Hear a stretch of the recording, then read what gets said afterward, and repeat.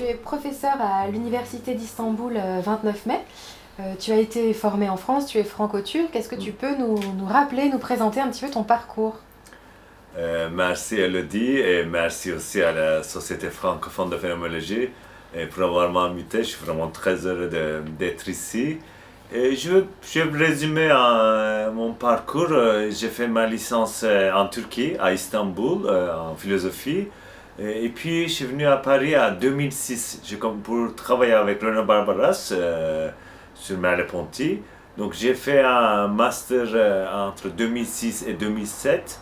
Donc j'ai écrit un mémoire de master avec Renaud Barbaras. Puis j'ai commencé un doctorat, toujours avec Renaud Barbaras. Cette fois-ci, c'était la question un peu plus élargie parce qu'il y avait Patočka, Heidegger, Husserl et les autres acteurs phénoménologues qui étaient en jeu. Donc du coup, j'ai fini la thèse en 2011.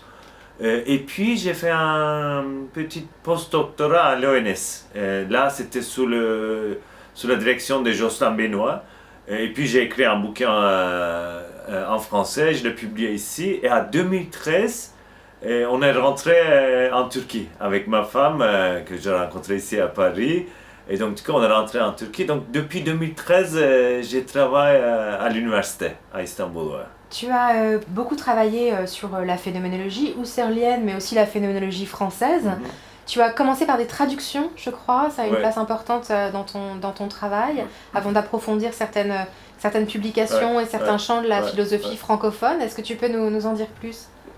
Oui, évidemment, après avoir rentré en Turquie, donc j'ai commencé à travailler comme un peu l'ambassade de phénoménologie en Turquie. Et donc ma mission comportait des traductions et aussi de montrer les différentes dimensions de phénoménologie française. Donc j'ai commencé évidemment avec les traductions. J'ai traduit des textes de Merleau-Ponty. Je ne l'ai pas amené ici parce que j'ai fait des ouvrages collectifs avec des textes de Merleau-Ponty, l'introduction, parce qu'il faut toujours écrire une introduction ou un espèce de commentaire pour le texte. Et puis je commençais à donner des cours en phénoménologie d'abord à l'université. Et j'ai commencé à écrire d'autres articles sur Husserl, sur le problème de phénoménologie. Et voilà, donc du coup, ma mission a commencé d'abord avec ça. J'ai préparé un livre sur la phénoménologie française. Celui-là, dans ce bouquin, j'ai écrit 4 articles. Et puis, il y a des articles que, en fait, vous le connaissez. Tout le monde doit se souvenir, cette colloque mythique de 2012 de Nouvelle Phénoménologie en France. Donc là, il y a les textes de Nouvelle Phénoménologie en France. J'ai aussi écrit un article sur Jean-Luc Marion et Renaud Barbaras, une certaine comparaison, on va dire. Et donc, du coup, il y a ce bouquin qui m'a aidé beaucoup, en fait, en Turquie, pour, je veux dire, capter l'attention des gens pour la phénoménologie. Donc, après, j'ai fait des choses aussi en dehors de l'université, parce que en Turquie, il y a vraiment une prolifération de culture, comme dans tous les pays un peu autoritaires, quand on serre le vice. Et donc, du coup, il y a la philosophie qui devient de plus en plus répandue. Donc, du coup, j'ai fait des séminaires à une institution qui s'appelle Akbank Sanat depuis 8 ans maintenant. Là, j'ai fait des choses en phénoménologie et ça a très bien marché. C'est des séminaires, des grandes salles, mais il y a vraiment un public qui vient une fois par mois. Et donc, du coup, c'est des grands nombres de publics. Une fois, c'était 400 personnes.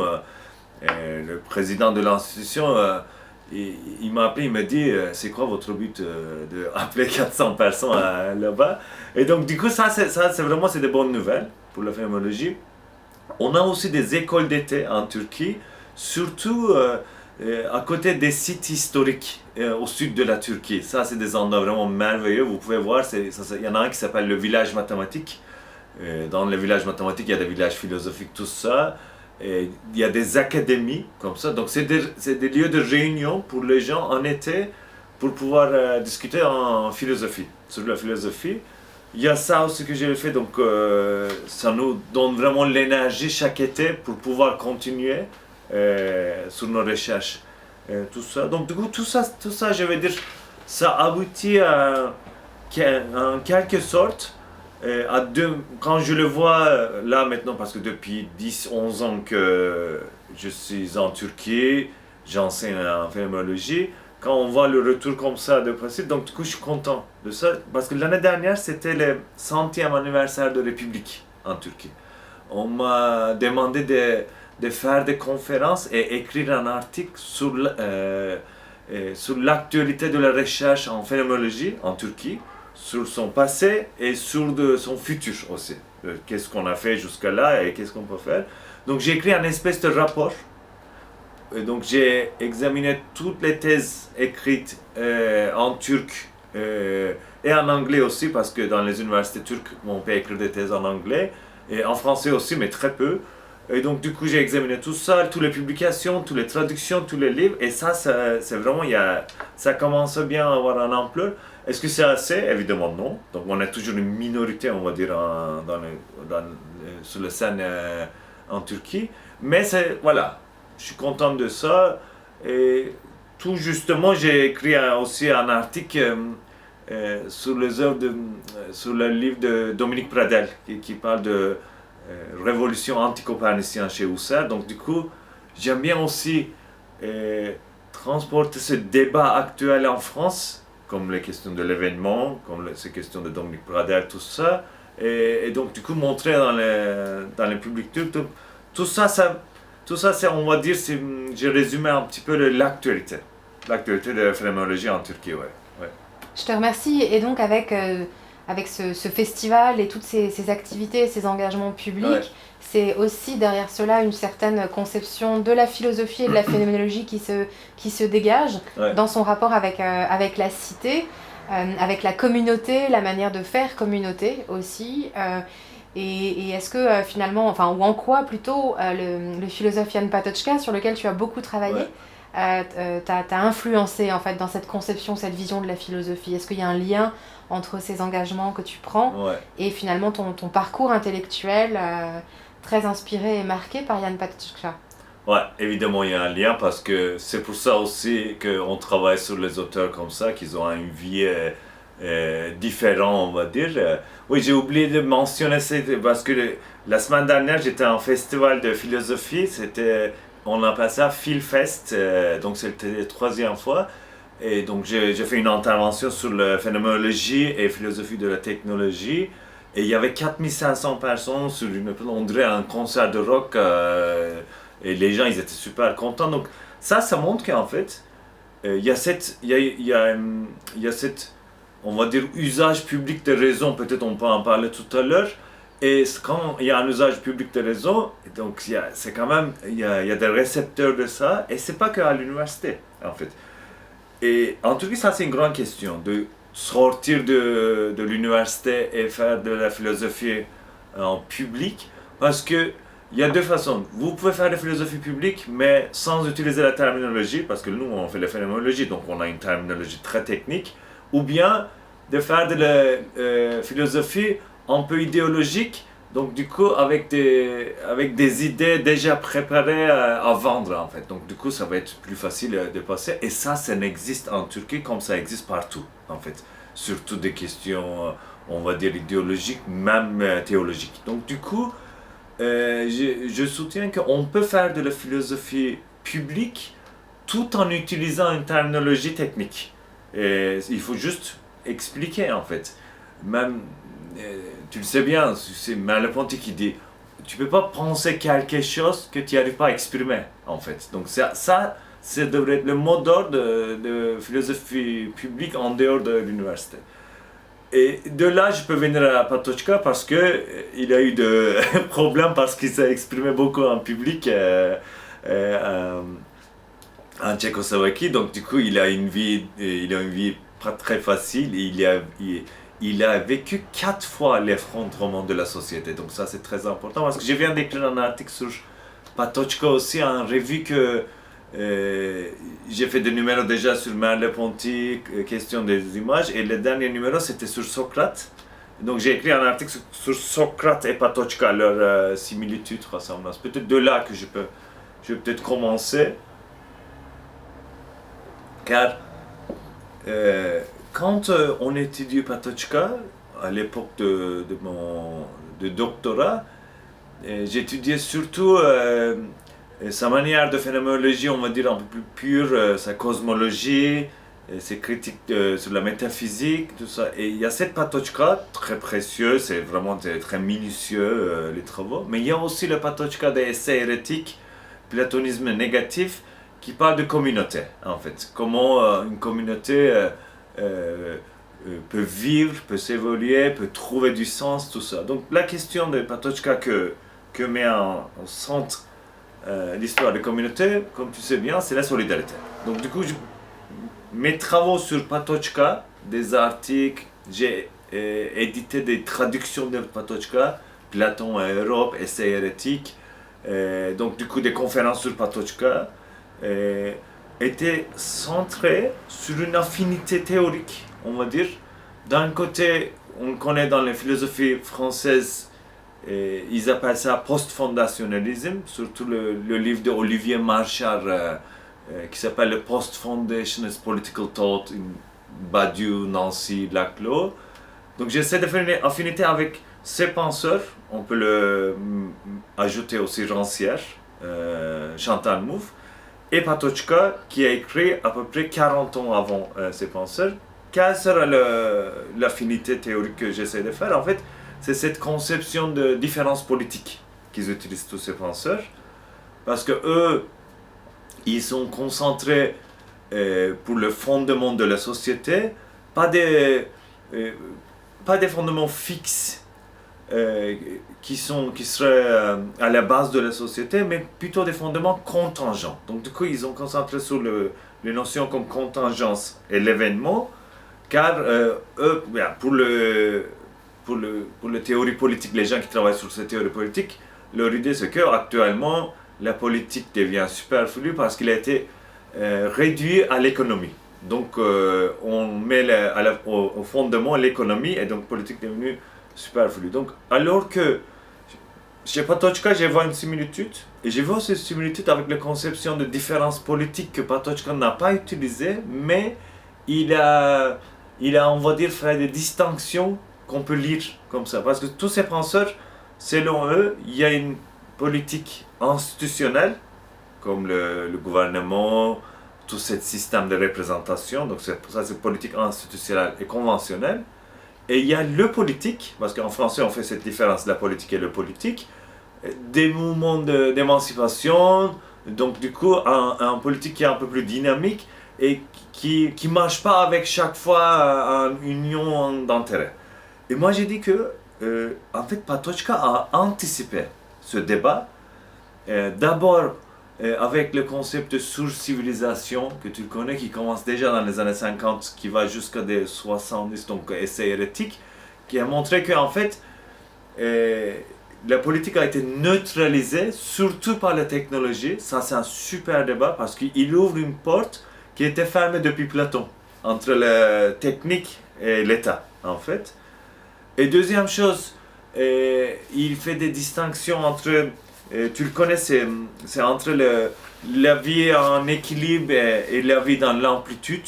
Parce qu'il dit dans la vie, l'équilibre, on essaie de minimiser les problèmes généralement, alors que dans la vie, dans l'amplitude, il y a cette épreuve et protestation. Et donc du coup, il y a aussi ce texte super entre l'homme spirituel et l'homme intellectuel. Il dit que le spirituel cherche en politique émancipation, alors que l'intellectuel cherche plutôt de réconciliation, en fait.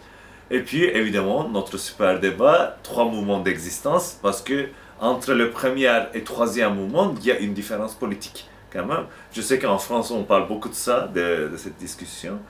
Donc, on peut ajouter la différence entre préhistoire et l'histoire, parce que préhistoire c'est très conventionnel, alors que le début de l'histoire c'est la politique, l'histoire et la philosophie commencent ensemble avec un mouvement de polémos. Donc, et à la fin on peut évidemment dire que le concept de polémos peut servir à ça aussi, parce que conflit au lieu de réconciliation, d'union d'intérêts. Et donc du coup, le résultat c'est que la solidarité, c'est pas une solidarité organique ou solidarité mécanique. C'est plutôt une solidarité des ébranlés, comme Patochka dit, ou on l'a traduit comme ça en français. J'ai parti de cette idée, et donc j'ai écrit des articles sur ça.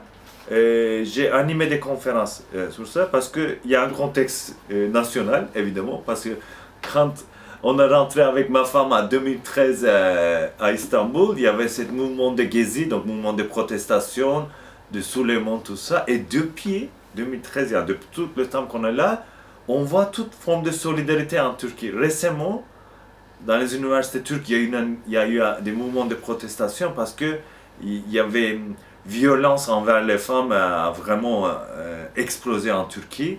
Il y a eu 2 étudiants d'université qui étaient assassinés. Donc du coup, il y a eu tout de suite un mouvement de solidarité dans les universités, évidemment en dehors des universités, mais dans les universités. Donc du coup, c'est ça en fait, quand on vit dans cette ambiance, on continue à ça en fait. C'était ça un peu, je peux résumer en fait. Ouais. Merci beaucoup. Donc en fait, tu nous montres par là l'actualité de la phénoménologie, à la fois de la phénoménologie historique, c'est-à-dire des grands penseurs de la phénoménologie qui ont des ressources pour nous aider à comprendre en fait ce qu'on vit aujourd'hui et ce que tu vis plus particulièrement en Turquie. Et puis une actualité de la phénoménologie que j'appellerais critique, son pouvoir critique de mobilisation de cet usage public de la raison pour recomposer ou en tout cas accompagner les recompositions du politique tel que tu le définissais tout à l'heure. Alors je voudrais venir maintenant à un deuxième axe de ton travail. Tu as aussi travaillé la question de l'image et la philosophie esthétique.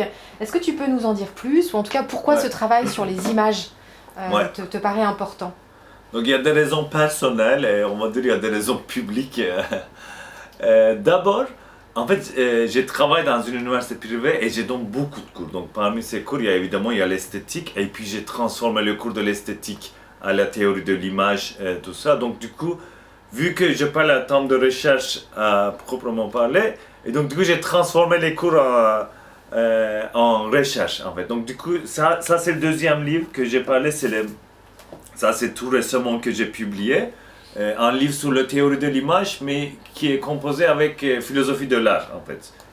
Donc, du coup, là, j'essaie de faire la phénoménologie, ou bien, on va dire, peut-être accompagner la phénoménologie cette fois-ci avec l'esthétique.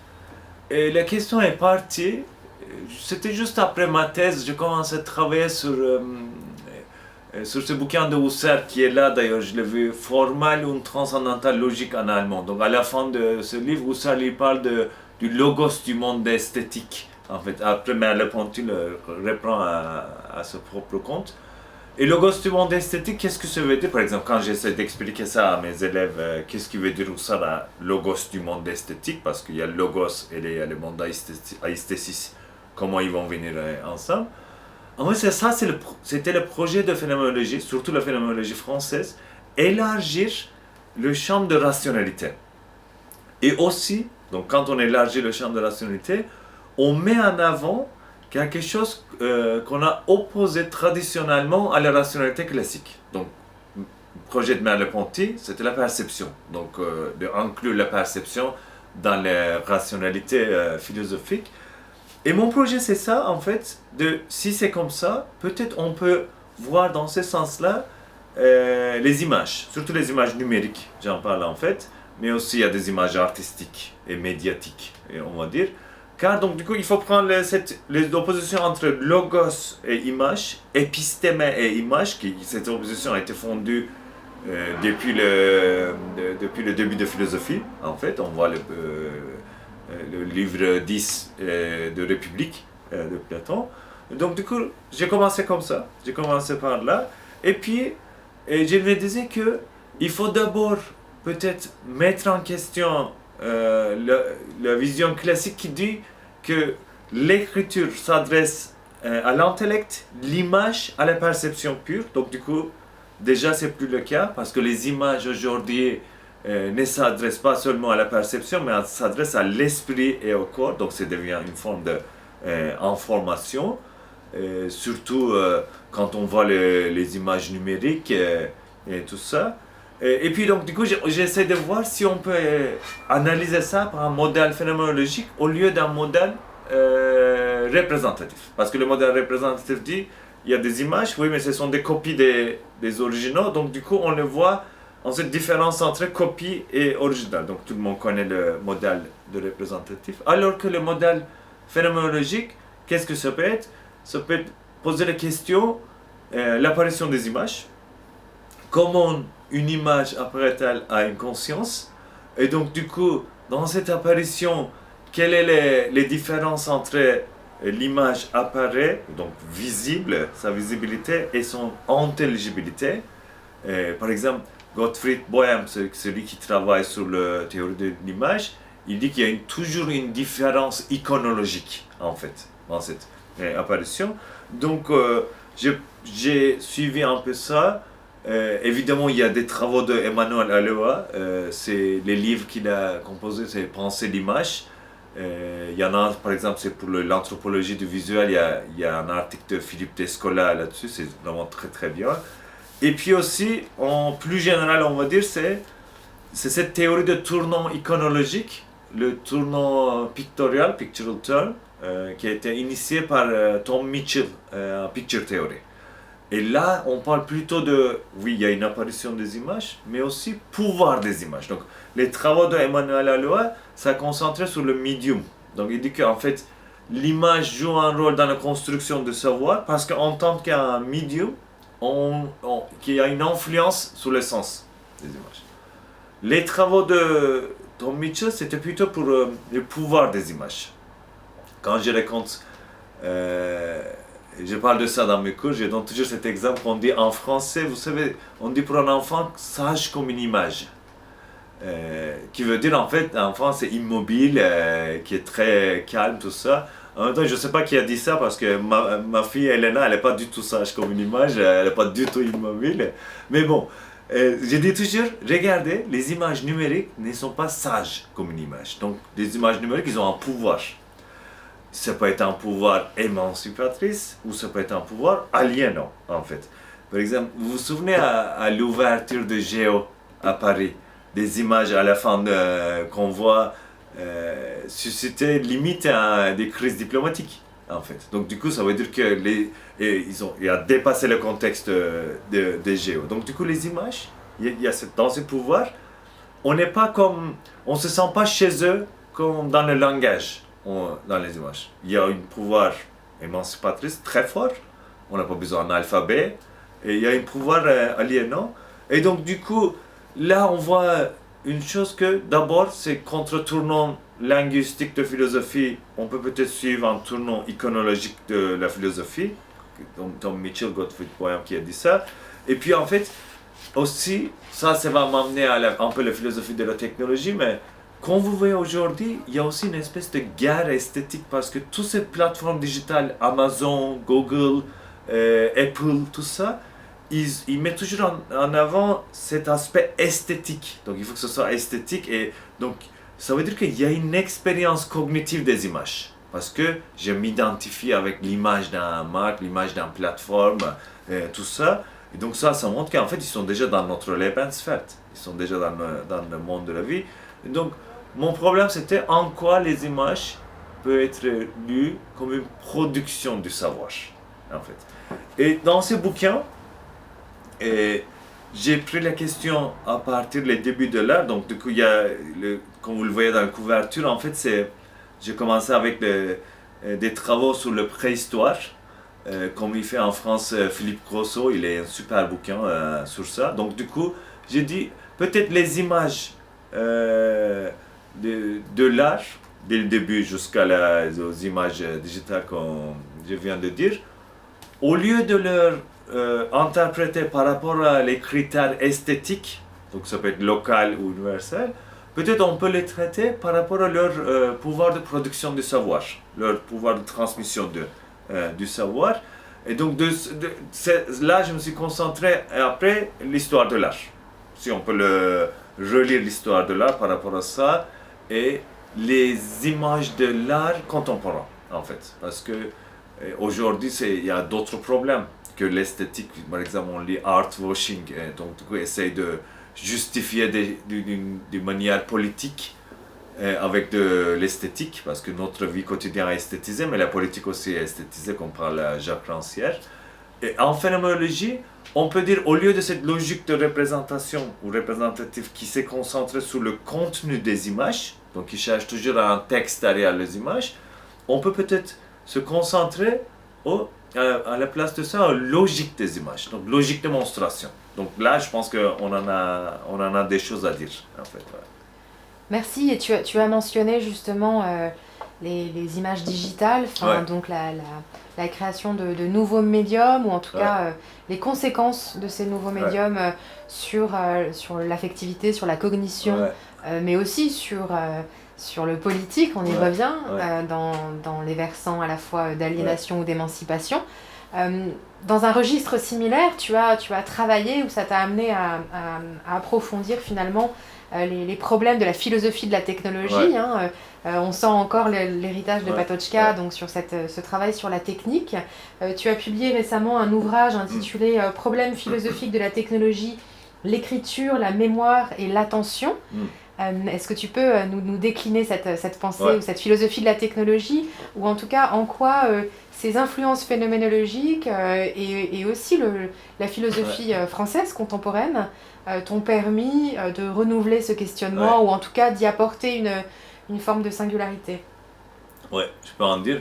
Je vais peut-être relier ça à la question de l'image, parce que pourquoi je me suis intéressé autant aux images numériques et puis de leur influence comme le pouvoir, tout ça, parce que j'ai une fille à 5 ans. Donc bientôt, elle va être de plus en plus subir aux écrans. Elle va avoir du temps de l'écran, comme nous en fait. Nous aussi on a du temps de l'écran. Mais ma fille, dans 10 ans, elle va vivre dans une société qu'il y aura beaucoup plus d'utilisation d'écran, du temps de l'écran, comme la Naomi Klein qui décrit ça.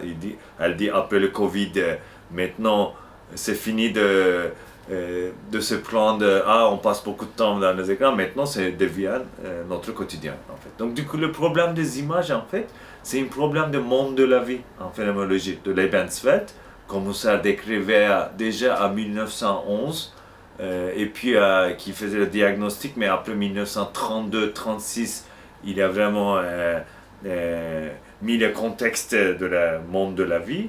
Donc ça veut dire qu'en fait, comme les images, tous les appareils technologiques, tout ça, c'est notre milieu, en fait. Donc c'est notre monde de la vie. Donc on peut plus parler de notre rapport technique comme quelque chose interne, externe, utilisateur, consommateur. Donc ça, c'était déjà la question de l'image. Mais en fait, je suis parti un peu plus de loin pour arriver là-bas, parce que quand je suis rentré en Turquie, comme tout à l'heure je disais, que j'ai travaillé sur le communauté, question de communauté, dans les contextes un peu plus national. Et c'était en 2014 ou 2015, j'ai intitulé mes séminaires de master « Crise et critique ».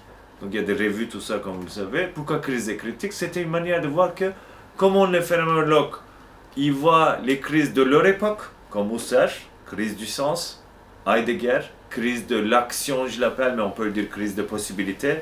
Son discours sur le Eigentlichkeit, Uneigentlichkeit, l'authenticité, inauthenticité. Et Patočka, évidemment, sur civilisation, et puis tous les essais hérétiques qui montrent que en fait, les problèmes des crises de communauté, tout ça. Et donc, du coup, de petit à petit, j'ai commencé à faire suivre les phénoménologues dans leur diagnostic du présent, en termes de, on va dire, Foucault. Et puis, je me disais que peut-être je peux aussi étudier les autres, comme Simondon, comme Stigler, comme Jacques Ellul, tout ça. Et donc, du coup, j'ai essayé de reformuler une question autour le terme innovation. Parce que je me disais qu'en fait, tous ces progrès techniques, même les images viennent de là, c'est une question, c'est que comment on peut penser l'innovation sans le réduire au calcul, l'optimisation et le formalisme. Donc, c'est trois mots qu'on utilise beaucoup dans les mathématiques appliquées, dans les data science, et on l'utilise aussi dans notre vie quotidienne. des relations sociales optimisées, des relations sociales calculées, des relations sociales formalisées, on va dire.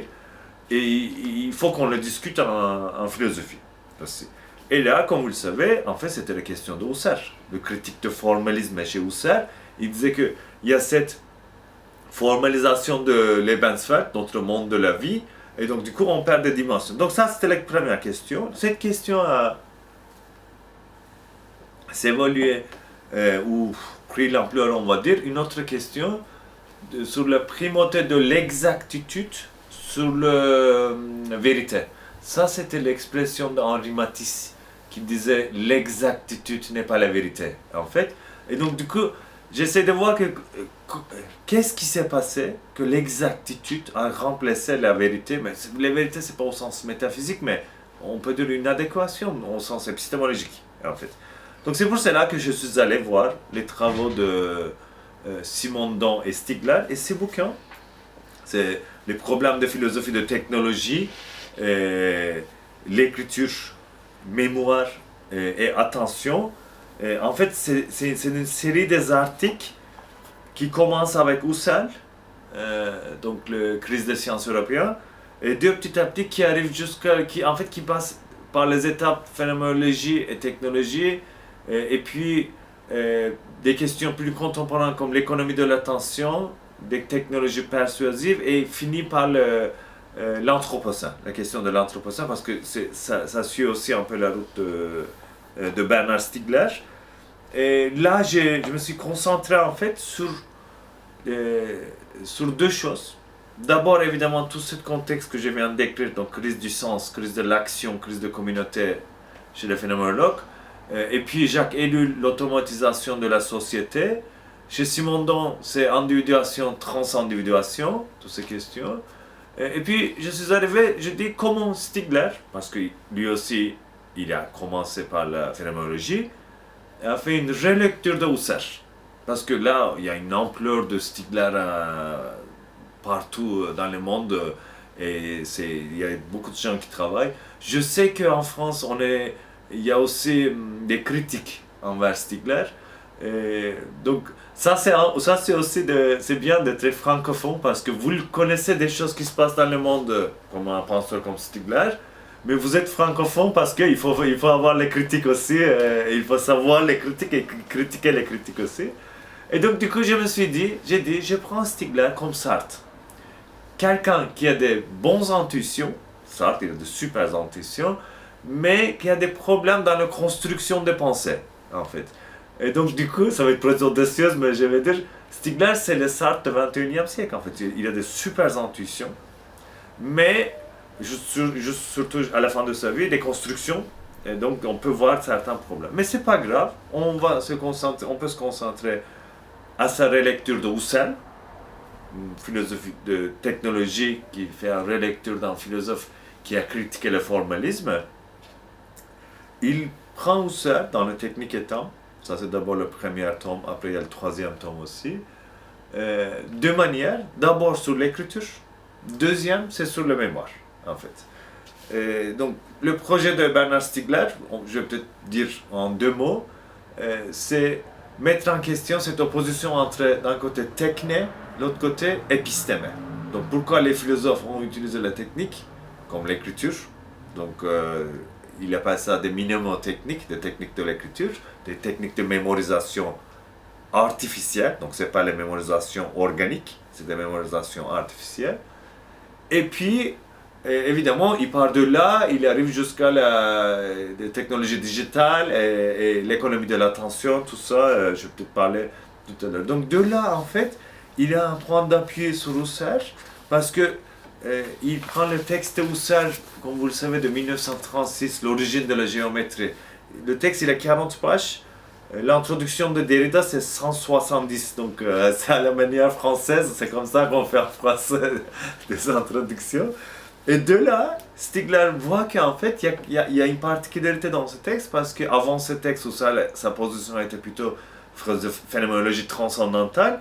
Dans ce texte, Husserl, il dit, pour avoir une connaissance sur la géométrie, il faut réactualiser des connaissances passées. Donc du coup, une connaissance rationnelle peut venir tu peux advenir des connaissances passées, rationnelles, mais non vécues.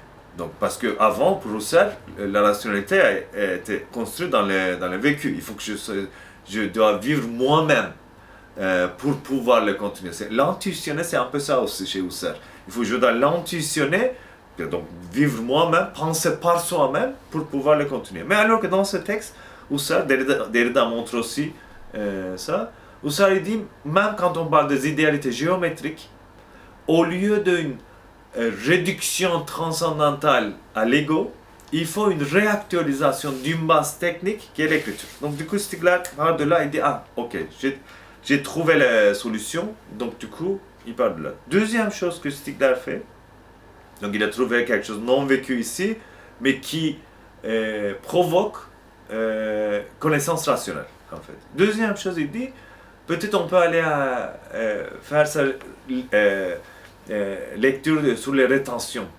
On a là aussi le bouquin ici, je viens de voir, sur les cours de Husserl sur la phénoménologie de conscience intime du temps, 1905 et 1907.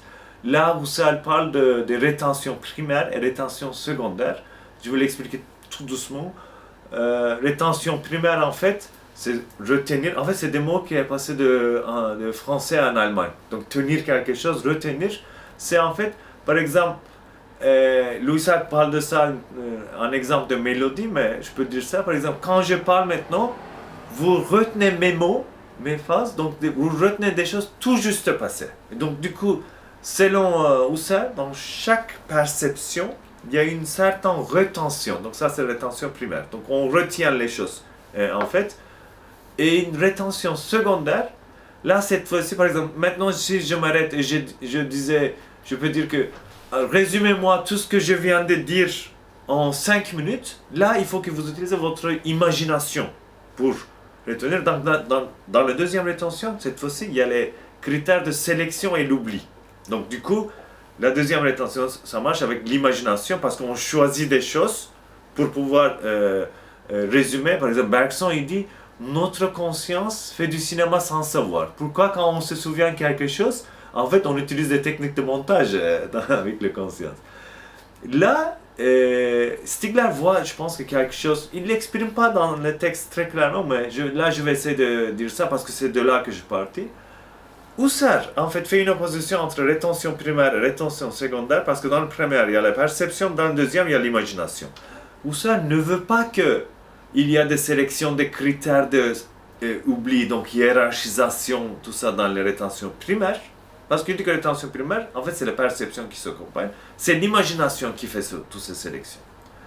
Parce que Husserl, il ne veut pas mêler l'imagination à la perception, ça veut dire qu'à l'intuition pure.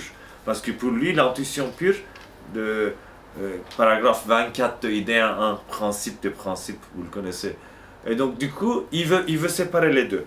Et Stigler, il dit, en fait, ici, là, il y a un problème. Parce que, ok, quand on parle de mélodie, le problème, c'est, on peut formuler comme ça. Mais quand on voit la perception des objets temporels, comme phonographe, gramophone, radio, télévision, tous les objets visuels, là, quand on écoute le même objet temporel, une deuxième fois, l'oreille de deuxième écoute, c'est pas le pareil. Donc du coup, objet temporel est même, l'apparition est différente, en fait.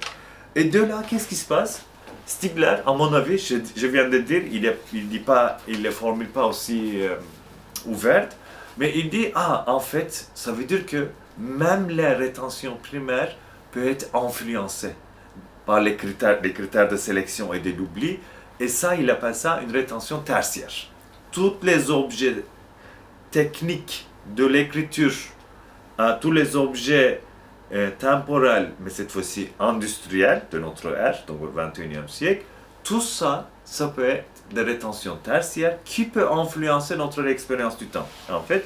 Et donc de là, il dit, si ça peut influencer notre critère de sélection et l'oubli, ça veut dire qu'il peut influencer notre protension individuelle et collective. Ça, c'est dangereux parce que de là, on a un problème avec l'usage public de raison. En fait, c'est de là que je suis parti dans le bouquin.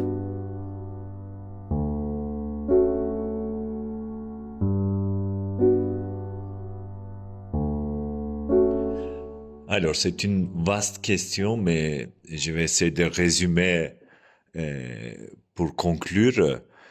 Quand Kant parle de l'usage public de la raison, en fait, il parle de Lesarwelt, le monde de lecteur. Et si on lit ces termes aujourd'hui, le monde de lecteur, tout le monde tous les gens qui sont connectés à l'internet, connectés aux outils digitaux, peut participer au monde de lecteur. Donc du coup, on voit un élargissement gigantesque du monde de lecteur aujourd'hui, au sens de Kant, pour l'usage public de la raison. Mais il y a un problème ici, c'est non Stigler, c'est que tous ces outils numériques, en fait, influencent nos critères de sélection et oublient pour notre mémoire. Donc, les critères de rétention, il parle Stigler. Et aussi, le problème, c'est que lui, il appelle ça une rétention tertiaire, donc c'est qu'il influence notre mémoire psychique et organique. Et selon lui, ce sont des manières c'est nos rétentions collectives qui sont un problème. Mais aujourd'hui, on peut voir après Stigler tout ce développement dans le domaine de l'intelligence artificielle. Le problème aussi, ce sont des protensions. Donc, ce sont des protensions tertiaires quand les intelligences artificielles programment le futur. Quand les intelligences artificielles mettent des scénarios en avant pour la structure sociale, quand ils déterminent, par exemple, nos vies sociales, nos relations sociales, et quand ils essaient en termes de technologie maintenant, quand ils font des prédictions sur notre futur. Donc du coup là, il y a un problème parce que les prétentions collectives, au sens de Stigler, voient des choses indéterminables, voient des choses qui vont vers un futur, c'est le résultat d'une imagination. Alors que là, les prétentions tertiaires, donc ce sont des outils numériques et surtout l'intelligence artificielle dans le milieu social, et créent un problème de automatisation. Stigler, en fait, examine cette question de l'automatisation dans son livre La société automatique, et dans ses derniers cours qu'il a donné en Chine, les Nanjing Lectures. Et donc, du coup, il met en avant cette question d'automatisation. À mon avis, aujourd'hui, le problème de l'usage public de la raison est une question d'automatisation, surtout d'automatisation qui détermine non seulement nos actes psychiques et sociaux, mais aussi qui détermine toutes les manières d'antériorisation des connaissances techniques, antériorisation des connaissances qui ont été déjà extériorisées par les outils techniques. Voilà, je pense qu'on peut le résoudre ou on peut résumer la question.